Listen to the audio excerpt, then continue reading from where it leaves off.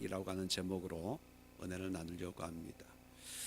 우리가 살아가고 있는 이 시대의 모습은 핍박의 시대는 아니지만 저마다 또 다른 이 시대에 지배를 당하고 눌리고 매이고 또 끌려가는 그런 시대가 아닌가 생각이 되어집니다. 이 다니엘서가 쓰여졌던 시대는 여러분 잘 아시는 것처럼 바벨론 포로 생활하는 그런 사람들에 관한 내용입니다. 지금으로부터 2600년 전에 포로라고 하는 것은 인간이기를 포기하고 생사 여탈권이 자기에게 있는 것이 아니라 바벨론에게 있기 때문에 왕의 말 한마디가 죽이기도 하고 살리기도 하는 그런 상황입니다. 그리고 자기가 누릴 수 있는 자유란 그저 새끼 밥 먹는 정도에 지나지 않습니다. 늘 두려움과 염려와 근심 그리고 한 치 앞도 내다볼 수 없는 불안과 초조의 삶을 사는 것이 바로 포로 시대의 모습이 아닌가 생각이 되어집니다. 그렇다면 오늘날 우리의 삶을 보면 물론 바벨론 같은 그런 무력으로 우리를 지배하는 시대는 아니지만 우리도 물질에 매여 있고 또는 건강에 매여 있고 환경에 매여 있고 어떤 사람들은 막연한 두려움 때문에 우울증 또 각종 질병에 매여 있고 또 사람들에게 매여 있습니다. 아내는 남편에게, 남편은 아내에게, 부모는 자녀에게, 자녀는 부모에게 매여 있어서 전전긍긍하면서 내 마음의 평안이라는 사라지고 그저 하루하루 목적 없이 내일은 어떤 일이 또 생길까, 어떻게 하면 문제없이 편안하게 하루를 보낼 수 있을까. 어떤 사람에게는 잠 한 번 편하게 자봤으면 하는 것이 소원이고 기도 제목이 될 그런 상황에 있다고 보여집니다. 그렇다면 모양과 모습은 다르지만 바벨론의 포로 생활하는 유대인들이나 오늘날 이 시대에 신앙생활하는 그리스도인들이나 별반 다를 바가 없다고 생각이 됩니다.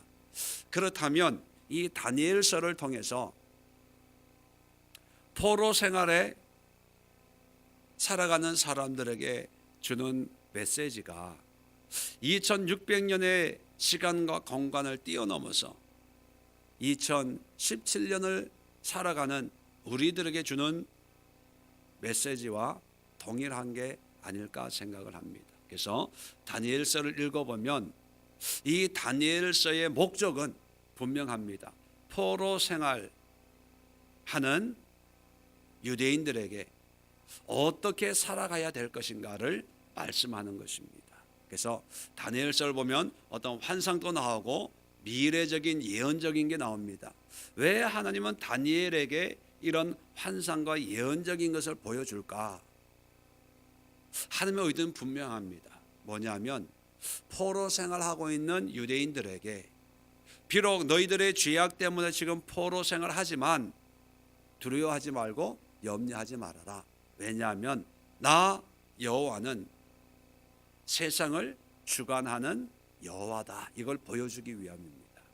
세계 역사를 주관하는 것이 바벨론의 느부갓네살 왕이 아니고 바로 나다는 거예요. 그래서 과거와 지금을 통해서 다니엘에게 미래를 보여주면서 미래 또한 내가 주관하고 있다 하는 것을 보여주기 위해서 다니엘서를 기록한 것입니다. 그렇다면 오늘날 우리에게도 정말 이 다니엘서를 통해서 말씀하시는 그 하나님이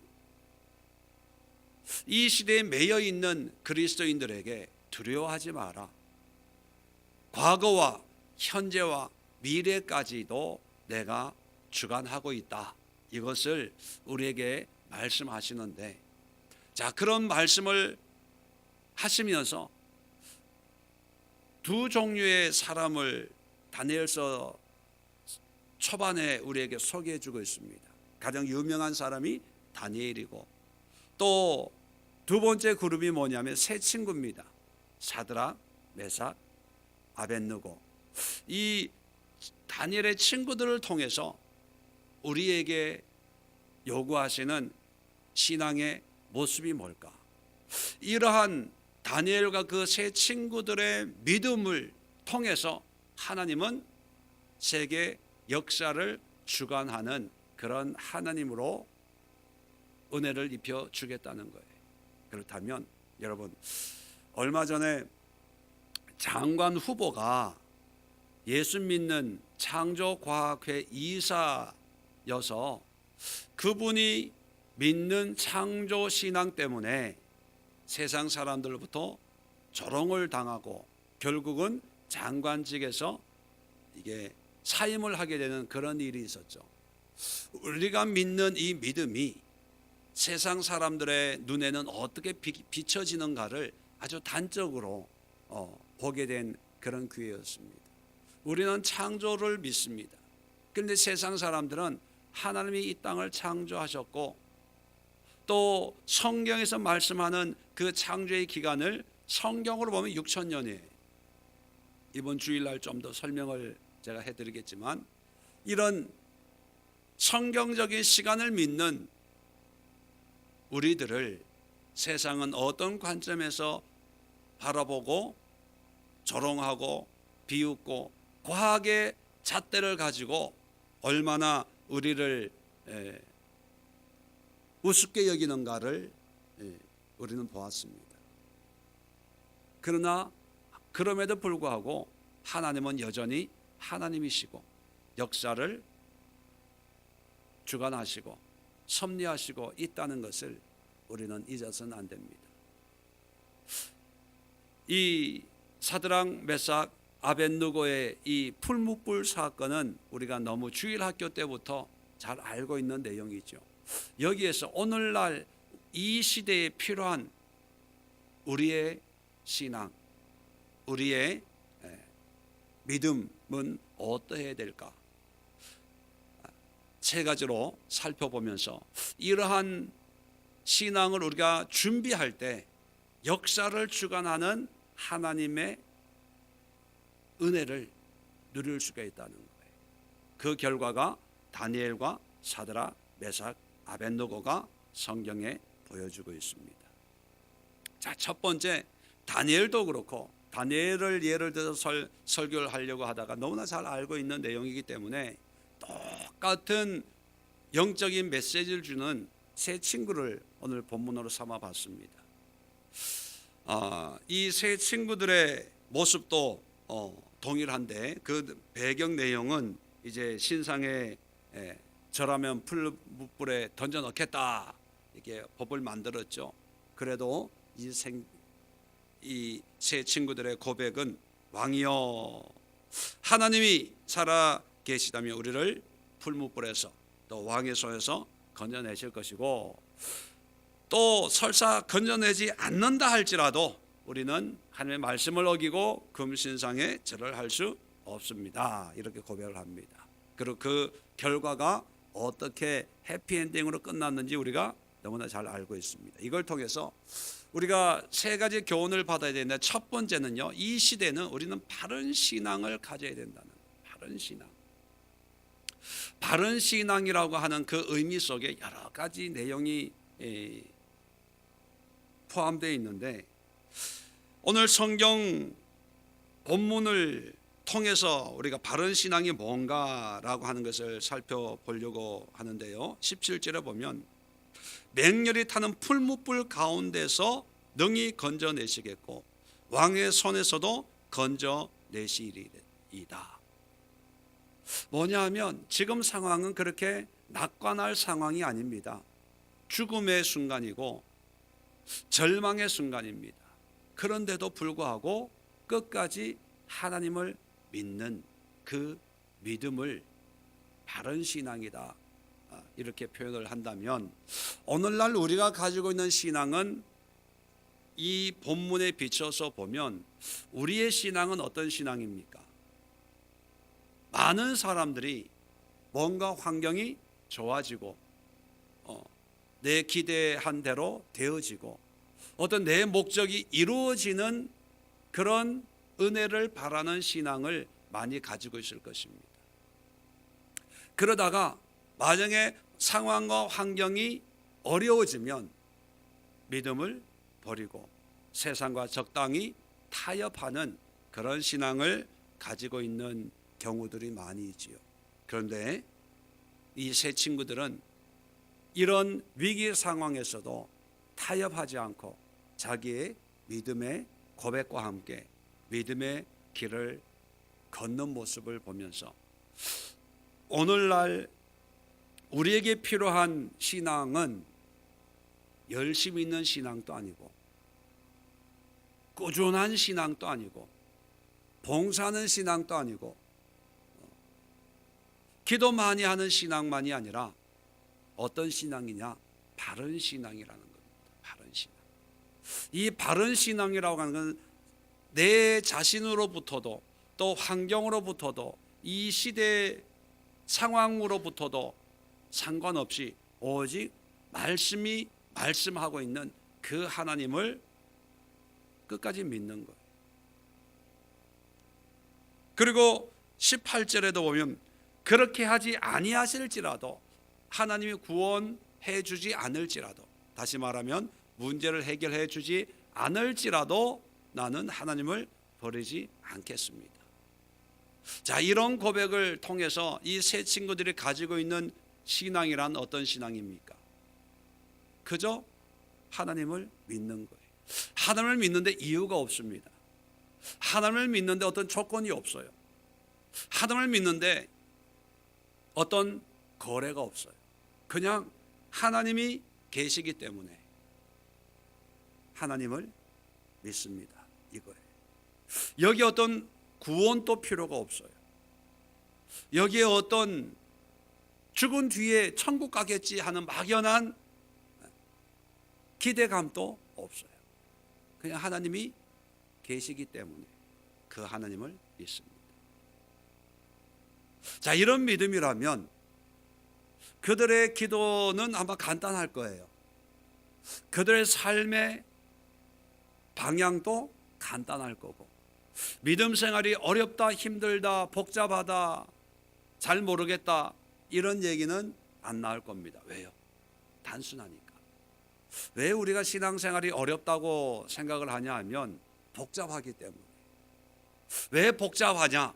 내 생각이 많이 들어갔기 때문에. 하나님의 말씀은 간단합니다. 우상숭배하지 마라, 교만하지 마라, 나눠주라, 섬기라, 기다려라, 인내해라. 그런데 하나님의 말씀은 간단한데 우리의 생각과 우리의 욕심이 복잡하니까 정말 내가 이 순간에 희생해야 될까? 또 희생하려고 하니까 지금까지도 많이 희생을 했는데 이번 한 번만큼은 내가 좀 뭐 이런 생각을 하니까 이게 헷갈리고 복잡한 거예요. 하나님이 복잡한 게 아니라 신앙생활이 복잡하고 어려운 게 아니라 내가 복잡한 거예요. 내가. 이런 위기 상황에서 신앙은 간단합니다. 간단하니까 왕 앞에 대답도 간단합니다. 하나님이 건져주실 것이고 건져주지 아니해도 우상 앞에 절하지 않고 끝까지 하나님을 믿겠습니다. 이게 바른 신앙입니다. 오늘날 우리에게 필요한 신앙이 바로 이거예요. 잘되고 복을 받고 형통하고 뭐 이런 게 자꾸 이게 들어가면 욕심이 생겨요. 또 좋은 면으로 도전이 생겨. 나도 이런 복을 받아야지. 자, 그런데 문제는 뭐냐면 그렇게 되면 감사하지만 그렇게 안 될 때 사람들은 낙심하고 내가 뭔가 잘못하고 있나? 하나님 내 기도 들으시나 안 들으시나 자꾸 이렇게 복잡해지거든.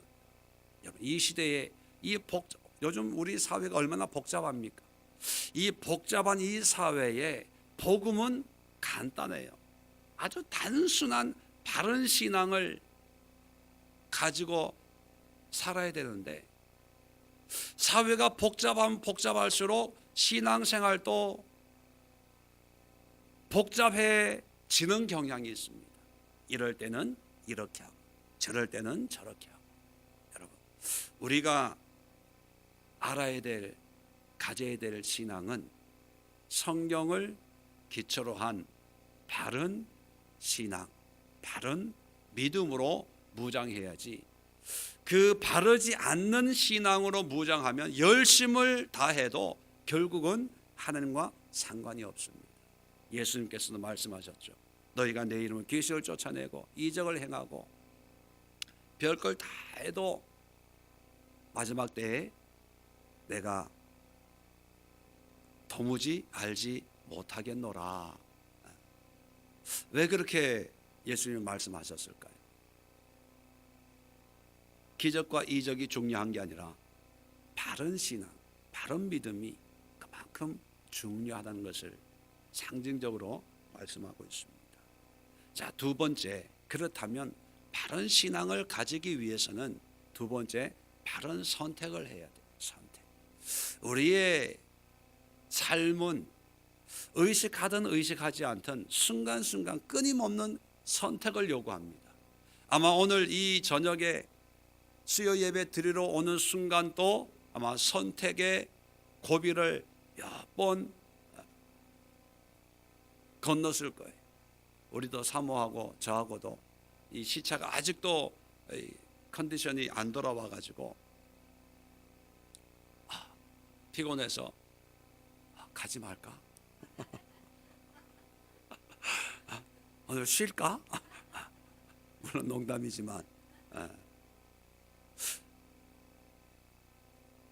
가정에서 식사를 준비하는 아내들은 오늘 점심은 뭘 할까?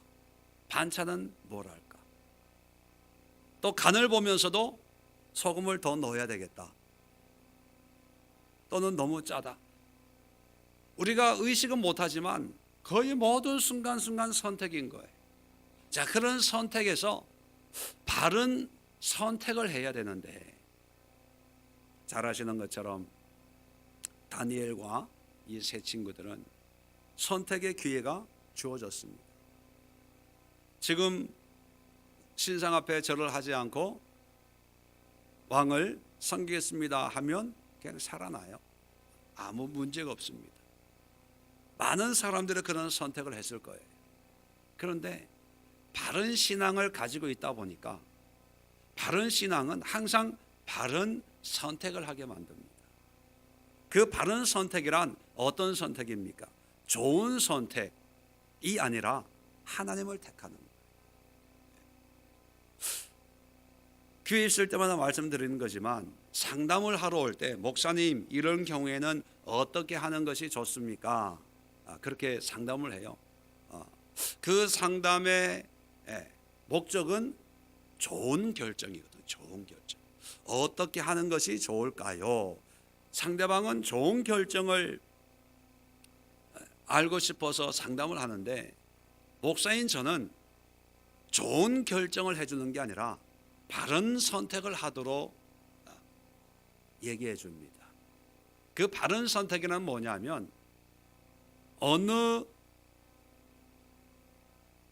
선택에 하나님이 계시냐, 그거를 얘기해 주는 거죠. 그러면 상담하러 왔다가 어떤 사람들은 오히려 실망하고 가요. 왜? 자기가 기대하는 바가 아니기 때문에. 또 어떤 분들은 그런 속으로 그렇게 생각할 거예요. 목사님 교과서적인 얘기 하지 마시고 하나님을 선택하는 것이 그분들은 교과서적인 내용이라는 그런 고정관념이 있거든요. 뻔한 얘기 하지 마시고, 이제 바른 선택이 이제 신앙생활을 오래 하다 보면 상식이고 뻔한 얘기고 성경적이고 목사스러운 말이고 그렇게 돼버렸습니다. 그런데 안타깝게도 하나님은 바른 선택이 바로 그건데 사람들은 좋은 선택을 하려고 그래. 그 좋다는 건 뭐예요? 하나님께 좋은 것이 아니라 나에게 좋은 것. 그러다 보니까 타협하는 거예요. 자, 오늘 등장하는 세 친구는 좋은 선택을 합니까? 바른 선택을 합니까? 바른 선택을 해요. 다니엘도 1장에 보면 왕이 주는 음식을 안 먹고 채식만 하겠습니다 합니다. 자, 그렇게 선택을 결심을 할 때 좋은 선택이 아니죠. 어떻게 채식만 먹고도 이렇게 기력을 가질 수 있겠습니까?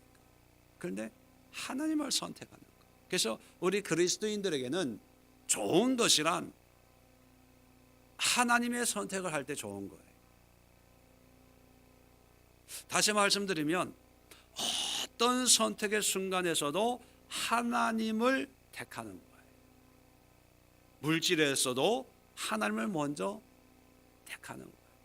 시간에서도 하나님께 드릴 시간을 먼저 구별하는 거예요. 우리의 마음도 하나님께 드릴 어떤 마음의 분량을 먼저 선택하는 거예요. 모든 거에서 하나님의 먼저.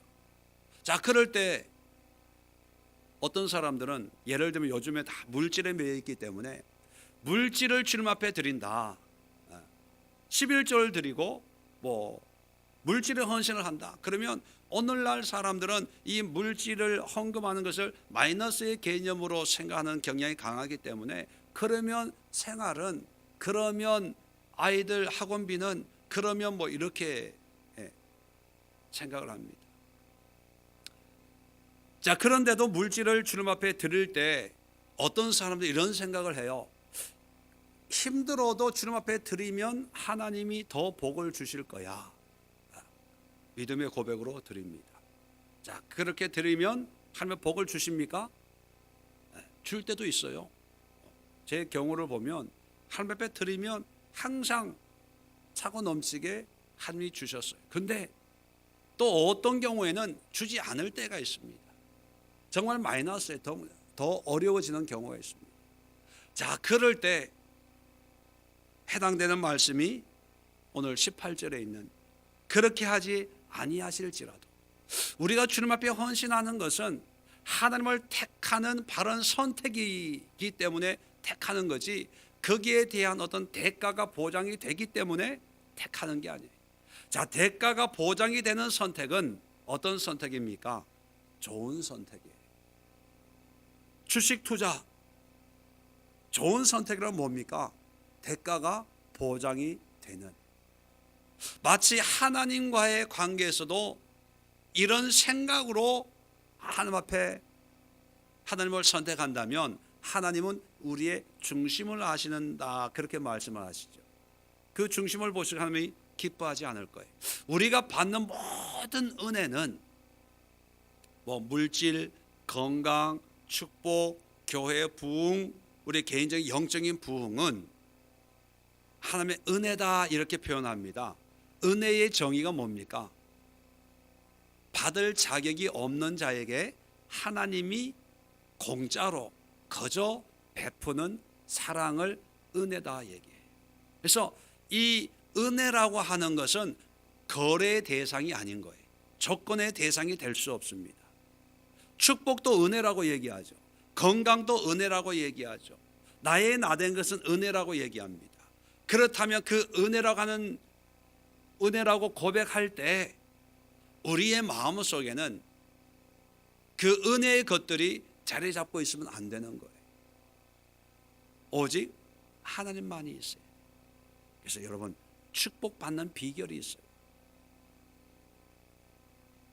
그 축복받는 비결은 뭐냐면 내가 받고 싶은 축복을 다 내려놓는 거예요. 다 포기하는 거예요. 그리고 하나님만으로 채우는 거예요. 그럼 하나님만으로 채운다는 것은 뭐냐면 하나님만 선택하는 거예요. 시간도 예배를 선택하는 거예요. 또 사람들 관계에서도 내가 손해보는 걸 택하는 거예요. 어떤 선택에서도 넓은 세상의 길보다는 좁은 믿음의 길을 택하는 거예요. 물질도 나의 소욕보다는 하나님의 필요를 택하는 거예요. 그래서 바른 신앙은 반드시 바른 선택으로 나타납니다. 반대로 내 믿음이 바르냐 바르지 못하냐 알기 위해서는 뭐를 보면 될까요? 나의 선택을 보면 알아요. 말로는 바른 신앙을 가지고 살아야지, 바른 믿음으로 살고 있습니다 한다면 그 결과는 바른 선택인데요, 내가 지금 어떤 선택을 하냐, 그걸 보면 내가 바른 믿음을 가지고 있는지 없는지 알 수가 있는 거예요. 이해가 되시겠죠? 하나님을 얘기하지만 하나님 예배가 회복이 안 돼, 그건 바른 신앙이 아니에요. 아무리 뭐 청산 유수 신약 구약을 읊는다고 해도 그건 바른 신앙이 아닙니다. 물질에서 바르지 않는 물질관 청지기의 정신이 결여되어 있다. 아무리 하나님의 은혜요 믿음이요 뭐 해도 그건 바른 신앙이 아닌 거예요. 이 세 친구들이 바른 신앙을 통해서 바른 선택을 하는 걸 다니엘서를 기록하면서 당시 바벨론에서 포로 생활하는 유대인들에게 비록 너희가 힘들고 어려울지라도 하나님을 믿으라는 것, 하나님을 신뢰하라는 것, 그리고 바벨론에 동화되지 말고 세상과 타협하지 말고 비록 힘들고 어렵지만 하나님을 선택하라. 그러면 하나님이 다시 회복시켜 주겠다. 이게 다니엘서의 메시지거든요. 자, 바른 신앙과 바른 선택을 하면 마지막 세 번째 바른 삶의 자세가 만들어집니다. 바른 삶의 자세란 어떤 자세인가? 자, 보세요. 아까도 말씀드렸지만 18절에 그렇게 하지 아니하실지라도 왕이여 우리가 왕의 신들을 섬기지도 아니하고 왕이 세우신 금신상에게 절하지도 아니할 줄을 아옵소서. 아주 큰 소리를 빵 쳤습니다. 자, 그러고 나서 그 결과를 보면 이 세 친구들이 풀무불에 던져져요, 안 던져져요? 던져져요. 여기에 우리는 딜레마가 있습니다.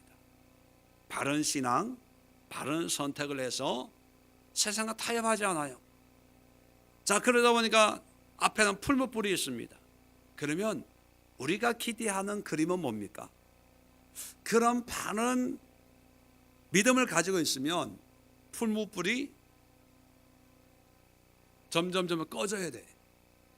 그리고 풀무불이 확 했는데 갑자기 먹구름이 와가지고 비가 쏟아져가지고 살아계신 하나님이 이렇게 은혜를 베풀어 주셨습니다. 여러분 보십시오. 이것이 내가 믿는 여호와 하나님입니다.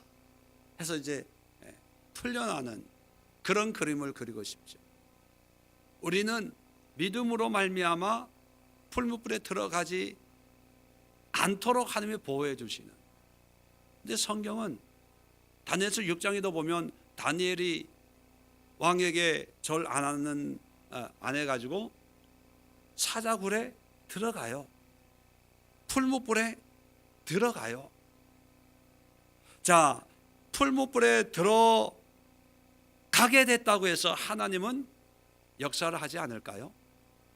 내 기도에 응답하지 않은 걸까요? 내가 가지고 있는 믿음이 잘못된 믿음일까요? 아니라는 거예요.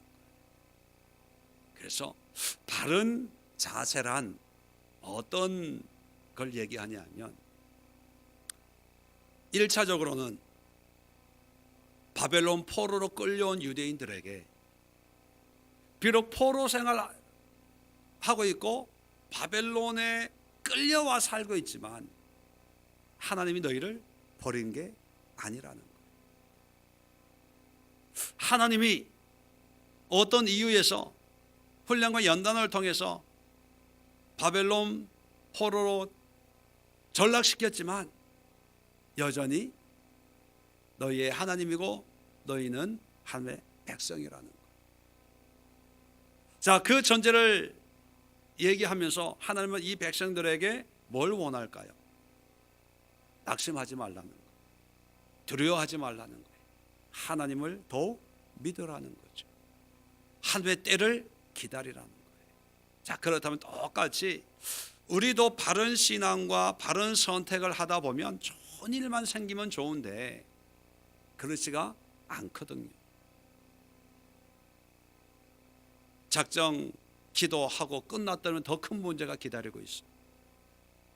마음 먹고 이제부터는 새롭게 이제 9월부터는 성경도 읽고 기도도 하고 이제 열심히 예배 드리려고 마음을 딱 먹었는데 또 어떤 일들이 마음을 어지럽히는 일들이 생겨요.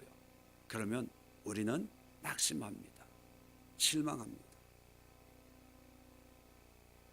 그런데 성경을 보면 때로는 왜 그런지 우리는 그 이유는 잘 모르지만 하나님이 문제 속에 던져 넣을 때가 있어요. 왜 던져 넣습니까?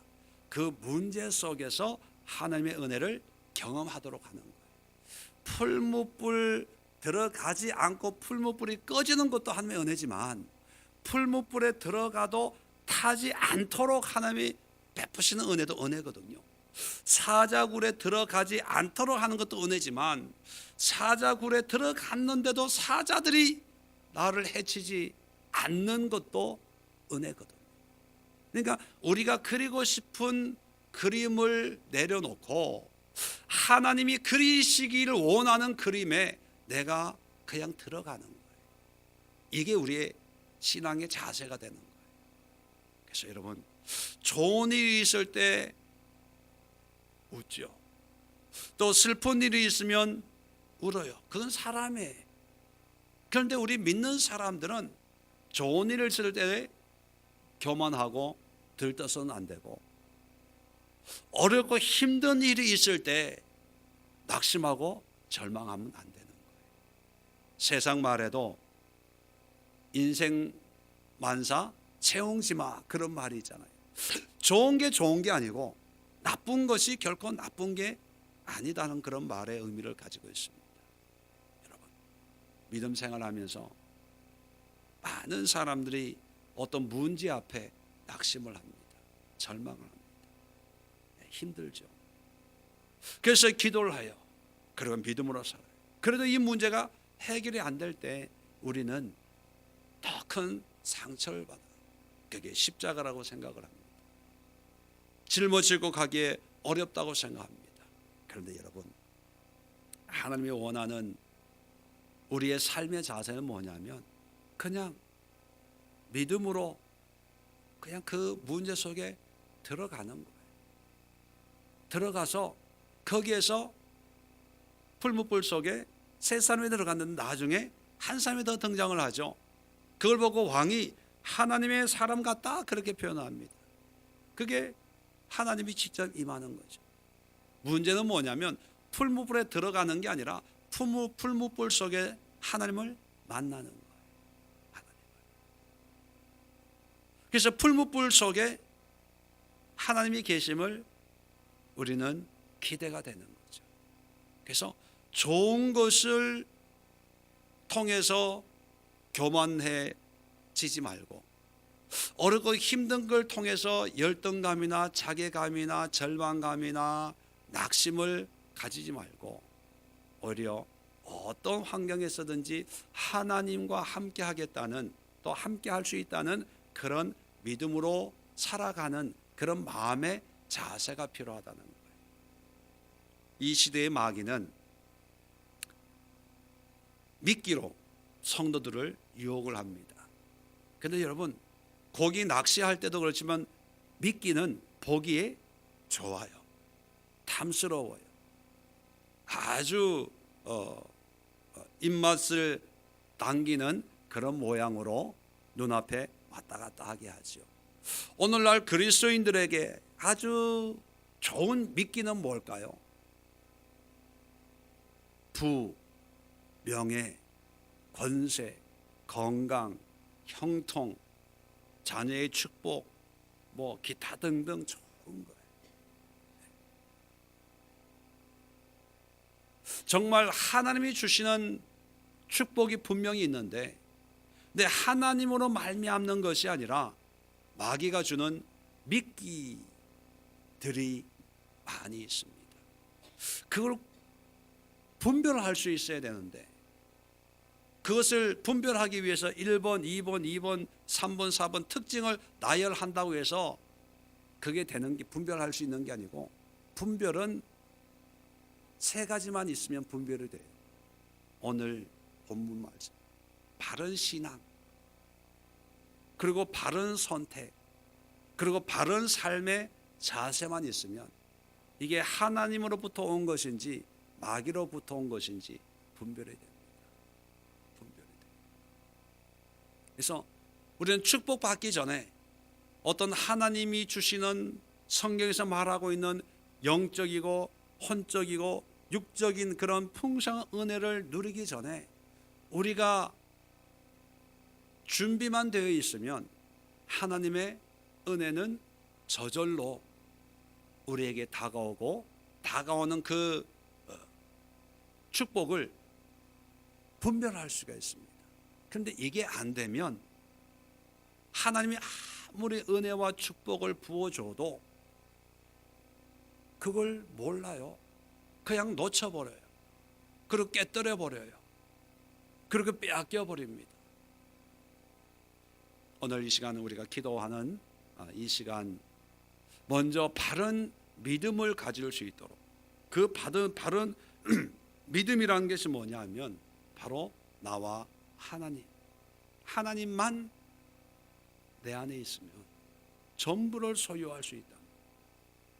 그래서 하나님을 더 알고 하나님을 더 가까이 하고 하나님과 깊은 교제를 누릴 수 있는 그런 은혜를 위해서 기도하십시오.